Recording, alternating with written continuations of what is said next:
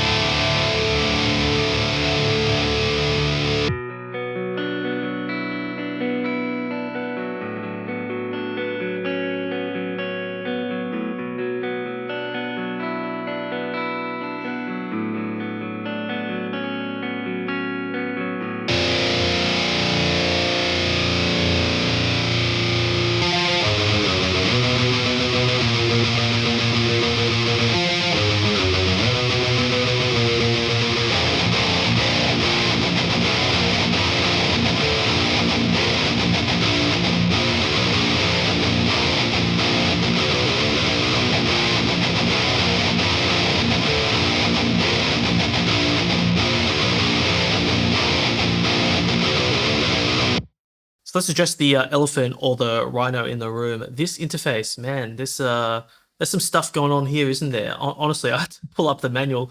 Thank heck they have the manual button right there. So the first thing I did was like, I don't know what's going on here. There's a whole lot of unpacking that we need to do. Starting with the input section, you have your input trim there, you know, simple stuff there. This gate, I really like their approach to how they're doing things. I've just recorded this.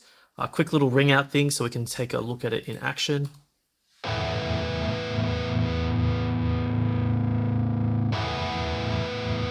See how you can easily find the spot where you set the gate.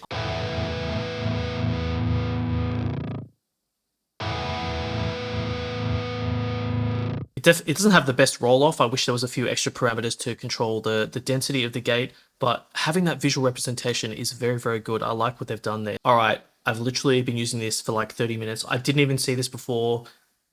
I've even been through the manual and I didn't see this. So I'm sort of kicking myself, and I think it needs to be said. So like I said, you can't control the gate there. If you click these up and down arrows, which kind of look like you're scrolling through presets, but they actually maximize and minimize the windows. So if you open this, look there, we have the attack and release. Why wasn't I told? So you have a lot more fine tuning options there. That's pretty cool. Still 100 on the high pass filter, but yeah, look, you can feather things there. That's pretty awesome. I like that. And you know what? I do actually fundamentally like having like a quick section and then an advanced section. All right, let's go into the preamp module. Let's open it up and take a look. So you have a few different pedals here: tube screamer, fuzz. Those ones are pretty obvious. They have a brute, which is tailored towards high, or I should say 8-string guitars. I'll leave the literature up on screen. It's going to describe it a lot better than what I can. And I thought it was weird because I was reading the manual and it was talking about having these parameters, but I didn't have it open in this section. So when I was turning the brute on, I was like, where are the parameters? I don't see any parameters. So yeah, that makes a lot more sense once you open it up and you can dial things in. You also have a push knob there, which you can engage. Now going on to the drive section, they have 5 different models. I will also leave the literature on screen. I'm not going to read it, and you can see that their manual doesn't line up to this stuff because we've got green, red, orange, blue, and purple. Maybe I'm going colorblind, but that just doesn't correspond to what they got going on in the manual. But 5 different types of preamps, that's pretty cool. Just having a look here, obviously you can drive things, mix knob, low, mid, treble. Now, one of the criticisms I did have with the low, mid, treble is when I was dialing things in, they're not labeled and there's no like visual representation. I mean, that's a very super light visual representation of where that knob's at. I think it should be a little bit clearer.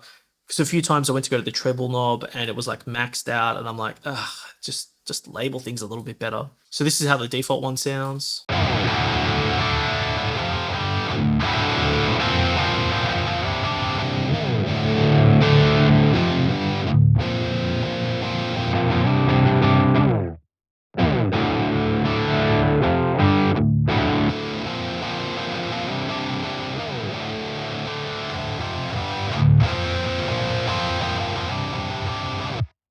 Some savage auto gain needed there, but I just wanted to give you a quick feel for how the different preamp modules work. So yeah, apart from that, I guess you got a mix knob, out knob, high pass, low pass, similar to the input section.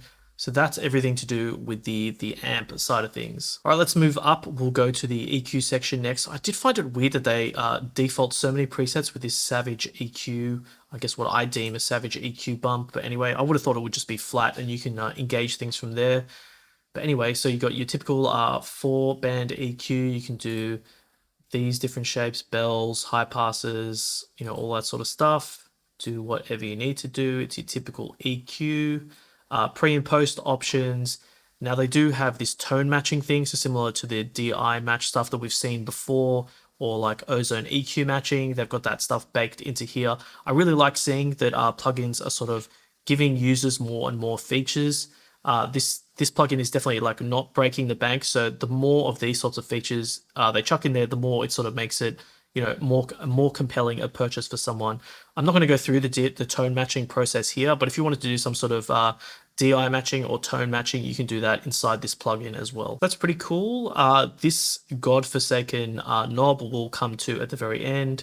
But let's look at the mod effects. So flange, chorus, phaser, and then obviously, as we've discovered, if you open it up, you have all the different parameters there to mess around with. I don't mess with these pedals a lot. I'm not the guy. They're there, you know, just like your time-based effects, delay and reverb.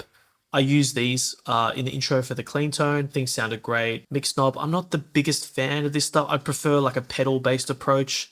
It's just weird like that. Like the interface for these things sort of work everywhere else except for pedals. I don't know, it just weirds me out. It feels very computery or alpha, beta, like I'm just creating a program. I don't know. They could do a little bit better, I think. Let's move over to the power amp and the IR section. Let's expand it. What is going on here? Okay, so you can drop. Here's where you can drop your own IRs and do whatever you need. But look, if we look here, it's got you know, a 4 IR blender, I should say. I couldn't think of the words. Similar to like STL Libra or NAD IR. And then you have your different IRs. So let's play this tone and we'll mess around with the different IRs.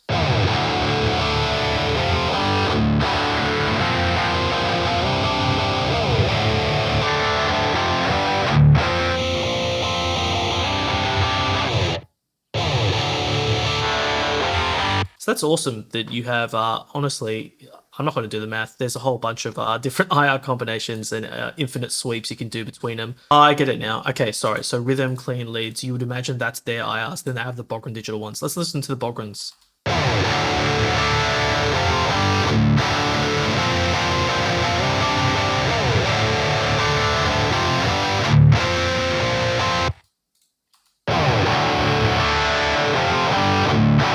Man, so much mixing and matching you can do. I like this. It's a very succinct solution. Very nice, compact. It does the job. All right, let's move on. So then you have your flat, studio, and live profiles.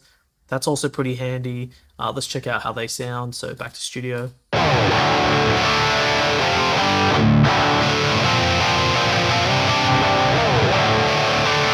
Just different voicings for the stuff. Then you obviously have your resonance and presence control. Let's mess with those.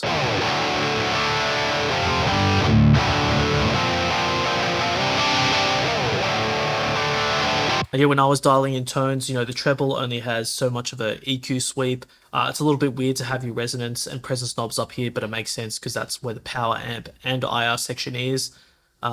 Just different. They're just rolling a little bit differently here. Let's check out the hot knob. Let's hear the heat. Yeah,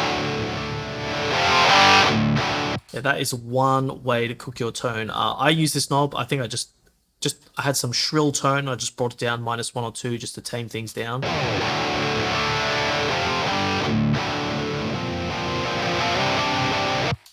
And you know, once again, auto gain is just such a must for this stuff, because how can you judge it properly when the volume's just wildly changing?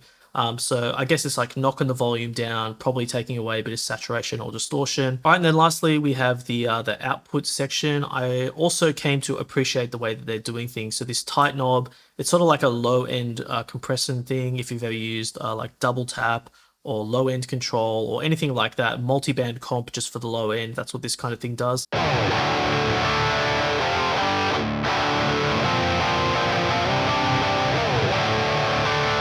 I also use this when I was mixing things, because once again, the low section of the preamp only had so much pull. I guess I had the low and resonance, but just as a last sort of measure, I could just really fine tune that low end inside the mix. So I really enjoyed their approach to this. And like I said, I like this bar system they have for the limiter, the gate, and the tight control. And this limiter here works very similar to the gate, where you get the graphic representation.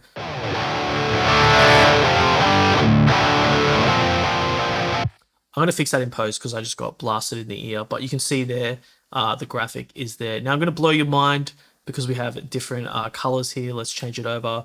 Whoa, things are so much easier to see now. It's got a bit more quality to it. It looks like a neural DSP plugin. But let's look at the graphics now on the gate and the out. I think it's a little bit easier to see on the white.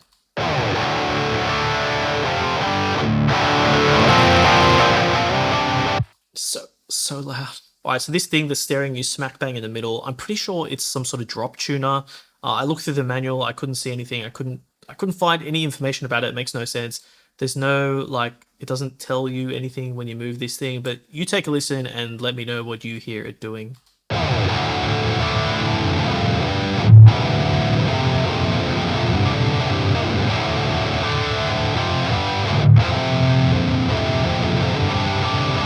Like, real talk, it's weird to me to have this like semi-serious plugin and then you have this thing dead center. It's a bit of a joke, a bit of a meme. I don't know. It's weird. I find it really weird that that's just staring me in the face every time, and I'm like, that's the one thing that I'm never going to use, and I have to look at everything surrounding this one thing. I would move that. That's just me personally, or maybe give it a bit more information. I don't know. It's a bit weird to me. All right, let's check out some presets before we round this all out. I'm going to start looking at some more presets more and more in these amp sims, because I dial things in to what sounds good to me, but I guess a preset is the company saying this is a representation of some cool tone. So let's check it out. I've got this rat rhythm, or fat rhythm, I should say. Let's have a look.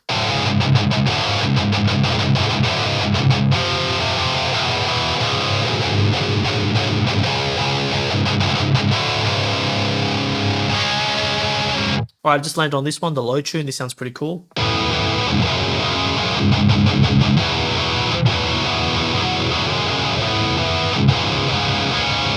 Definitely has that Mesa low end, and I remember the blue one was the Mesa Roadlander, so that's pretty good. I like this one. Heaps of weird stuff like this.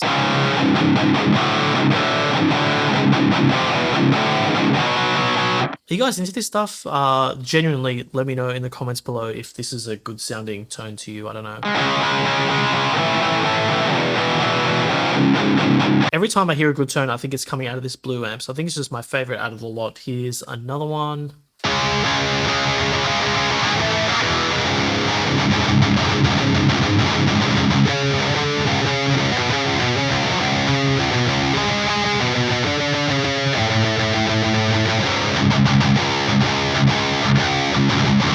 I think in the end, when I look through all the different presets, I think that thing that I wasn't sure about in the middle, I think that's an octaver. I think that's what was going on. Maybe it's doing like plus and minus tones. I thought it was detuning things. Maybe it's octaving. I don't know. If you know, let me know in the comments. I'm fascinated. All right, so there we go. That's my look at Aurora DSP Rhino. Interesting plugin.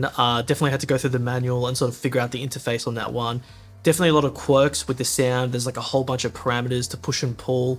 Let me know what you think in the comments below about that one. And just like all the other amp sims, I will chuck my scores on screen now, letting you know what I think about it. But all in all, you know, price definitely does play a factor into this. And for 39 bucks, I think you can do a lot worse. If all things are equal, is this the first plugin that I'm going to reach for? I don't know. It's weird. I did fight it a little bit in the mix. I found the tone stack a little bit hard.